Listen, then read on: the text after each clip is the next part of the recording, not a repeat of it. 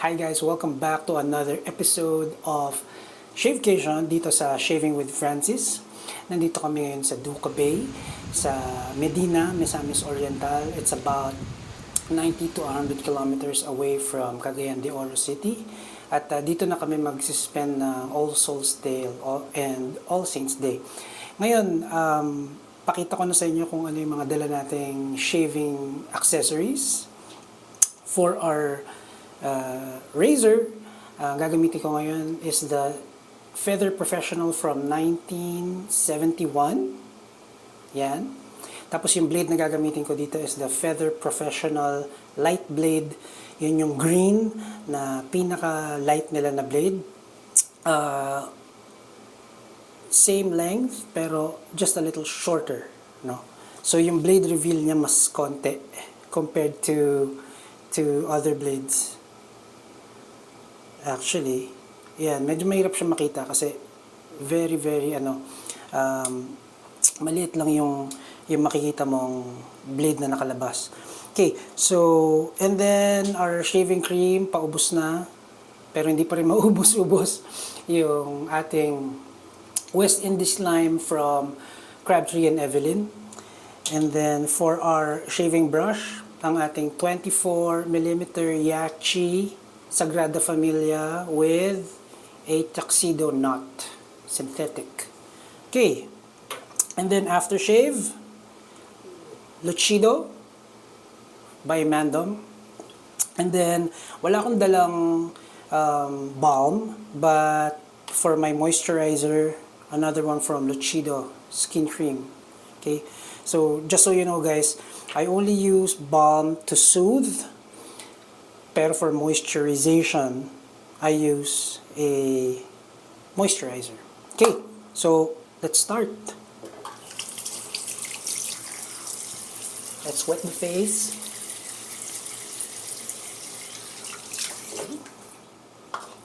Okay na yan, ganyan kadami. Synthetic brush, hindi natin masyadong kailangan basain. Tamang-tama lang. And let's take our time to lather.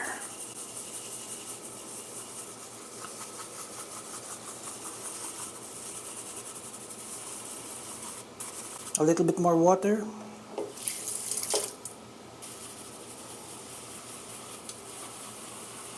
Okay, I think this should be enough. If hindi, mag-face lather na lang ako. Okay. Maybe a little bit more water, just a little bit. Yeah, I think this is good.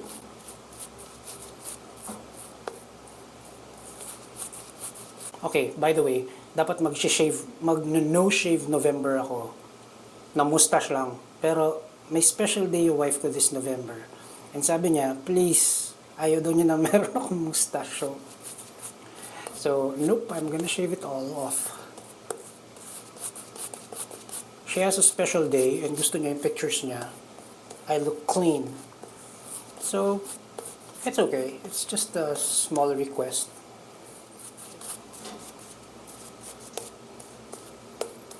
Okay, I think this should be enough.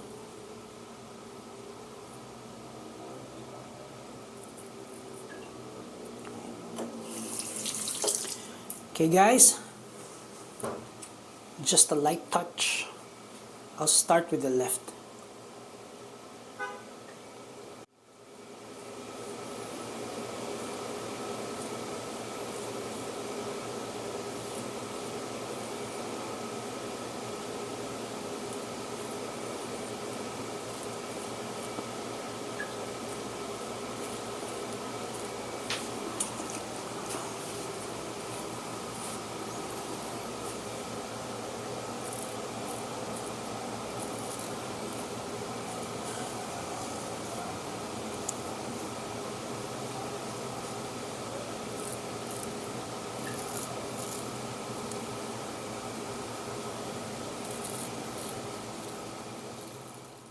I was planning to do just one pass shave, pero because of this light blade, parang I think I need to do 2 passes.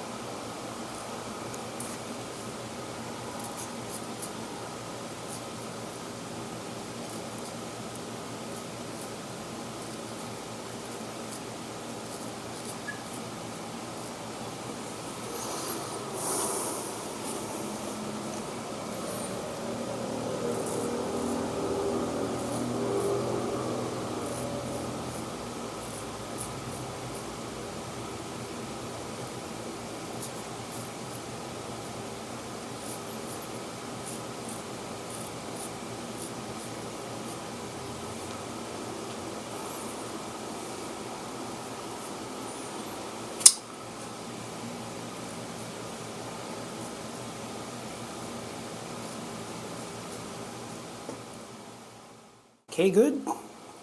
Second pass tayo. Sobrang comfortable talaga ng light blade. So that's why yung light blade na yan, ginagamit ko siya sa a much more aggressive razor. I don't really consider like a DX or yung mga ibang like the DX or DX na older DX na razor na supposed to be mas aggressive. Mas gusto ko siyang ginagamit doon, like ito parang ganito yung profile niya, it's like a DX. Tapos meron akong isa pa from 1991 na razor from Feather, ganun din yung profile niya, parang DX. Mas gusto kong ginagamit yung light blade sa mga ganun na razor, kasi pag ginamit ko siya sa SS, which is also considered as a milder razor, masyado na siyang mild. So perfect siya dito. Mas meron akong control. Kung if I wanna go light, I can go light. Kung gusto ko medyo mas efficient yung shave, I can go much more efficient. So yeah. So basahin ko lang ulit yung brush natin kasi baka natuyo na siyang konti.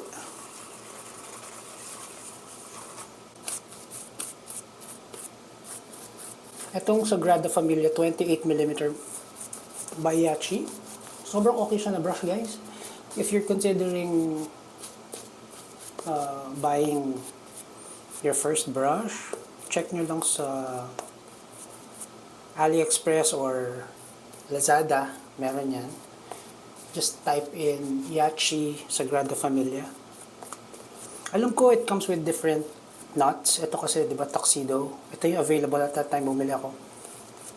Pero meron ako nakikita mga Test Badger. Meron ako nakikita na synthetic din pero iba yung color.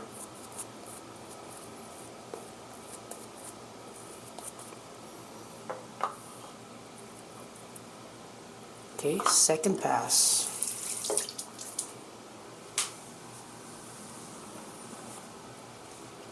Ito lang yung one of my struggles pag nagsishave, pag mainit.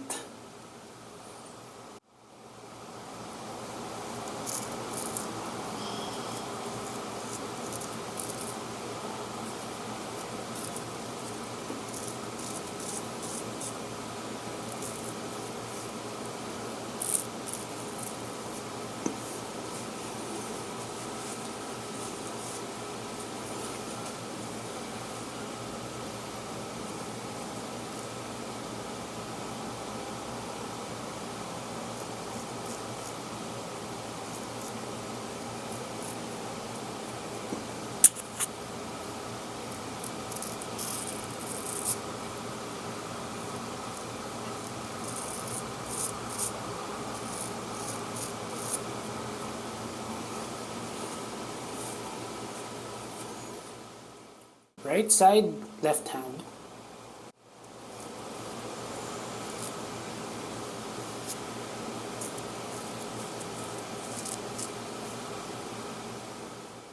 Meron akong pimple dito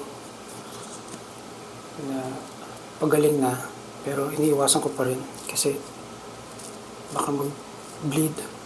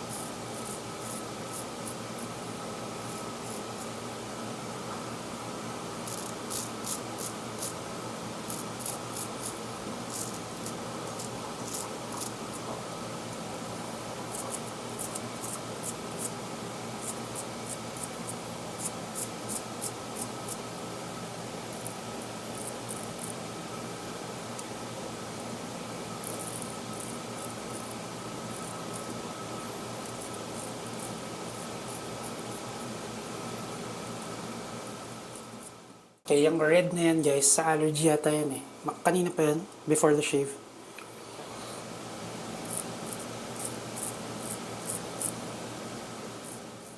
Kaya I have to remind myself, pagdating dito, I have to be slow and careful.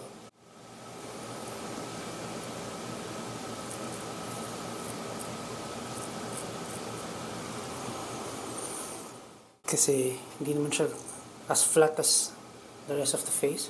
Medyo rounded and curved siya.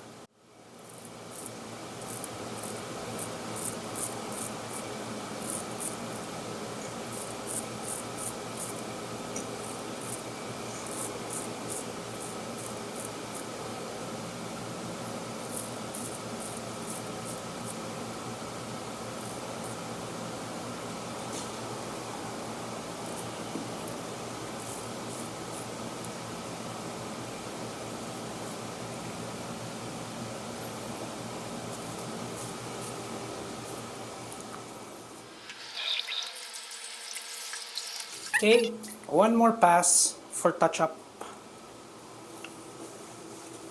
Pero hindi na ako hindi na ako mag-lather. Kukuha na lang ako ng konting soap, tapos spread ko lang. Hindi kailangan makapal so that makikita ko yung areas na i-shave ko. Just enough na madalas siya. Anyway, hindi na naman kailangan ng thick lather pag maiksi na yung hair. You don't need that much protection. Unless you want to, that's fine.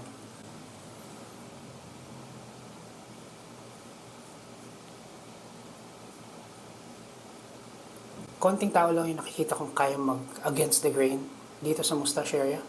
Most of the people that I've seen, ako hindi ko rin kaya. Masusukat talaga ako.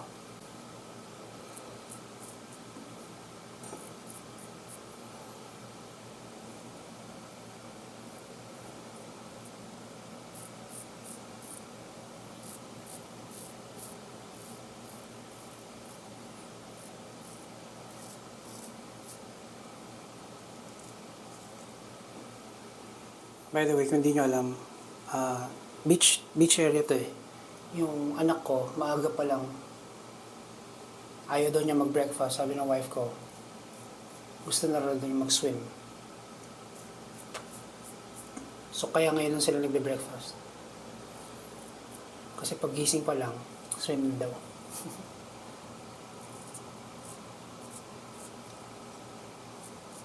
I remember, ganun din kami nung bata kami.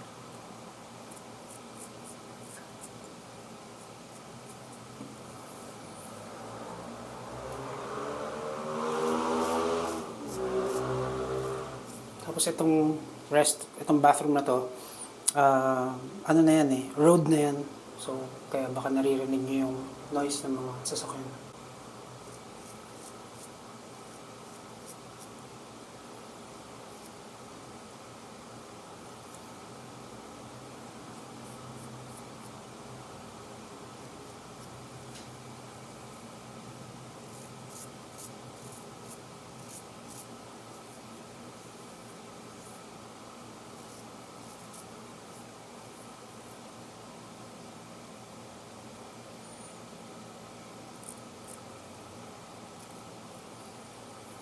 I have to remind myself, since I'm using a light blade, na I have to remind myself na if I want a BBS shave, like a very, very close shave, kailangan dito gamitin ko kasi nakakalimutan ko na light blade nga pala to. So, ang ginagawa ko, inuulit-ulit ko yung areas and spots kasi it's not as close eh. It's not as close. So, I have to remind myself na light blade nga pala to. So, yun yung purpose niya.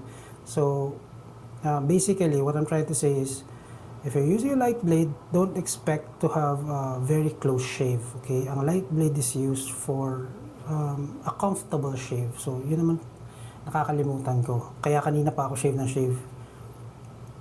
I think masishave mo naman siya if you really want to. Pero yun lang. It will take more time. Tapos, like ako, may irritate yung skin ko. Kasi nga, paulit-ulit na. Hindi ka, well, it's possible na masugat, but hindi naman masyado like yung other blades. Pero yun nga. So, yun yung mga things that I've learned sa journey ko ng wet shaving, traditional wet shaving, na if I'm using a a light razor or a light blade, I have to remind myself na yun yung hindi ko ibahin yung expectation ko. If I want a comfortable shave, then I should use a more forgiving razor. If I want an aggressive shave or a more efficient shave, then I should use an efficient razor blade combination. Okay, that looks great. Ito yung pimple ko, pagaling na yan. Actually, magaling na siya. Kaya lang nakaka-irritate kasi. Okay. Light shave lang to guys. Light shave lang. So, normally, hindi na ako maglalagay ng alum block. But, for today's shave, maglalagay ako ng alum block para lang I can share to you some para lang may feedback, no? Para lang may ma-share ko sa inyo kung ano ba talaga yung feeling ng shave na to, no? So normally, since comfortable naman siya, hindi ako gagamit na balm, shaving balm, aftershave balm or alum. Pero just for reference, see dito wala.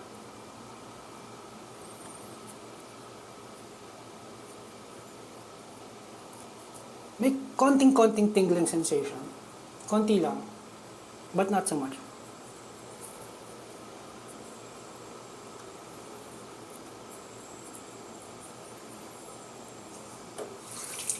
Basahin nyo lang yung alum block or yung face nyo. Guys, this is basic. This is tawas. So,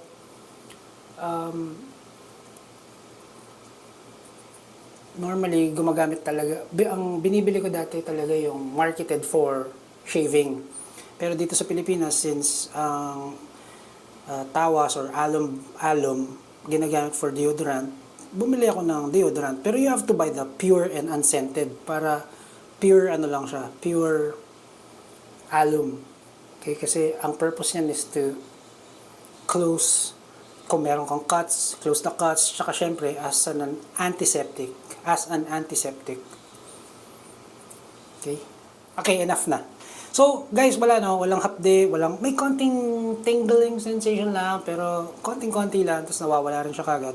So, yeah, very light, very light shave.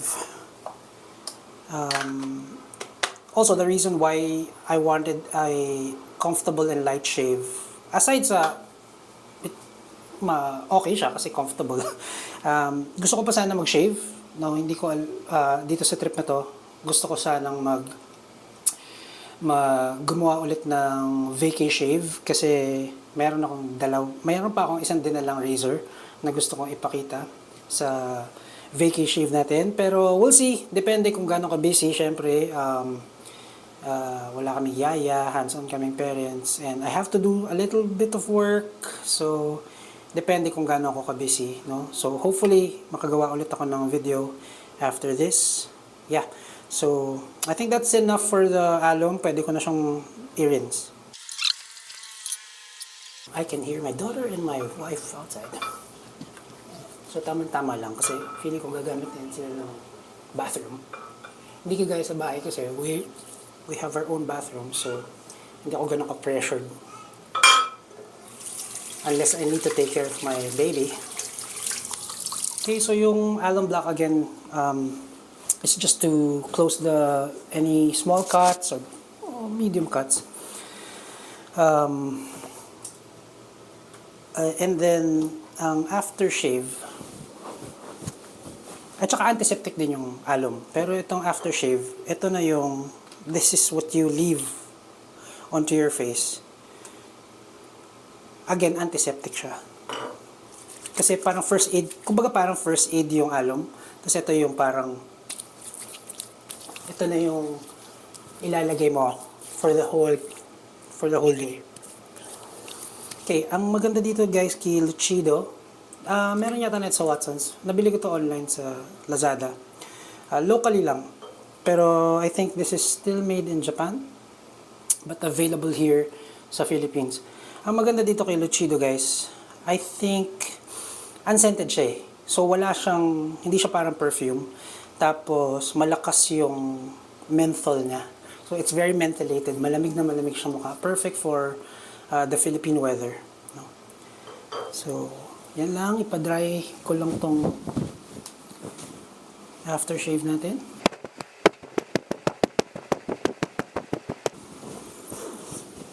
Okay. And now, the Lucido skin cream for our moisturizer.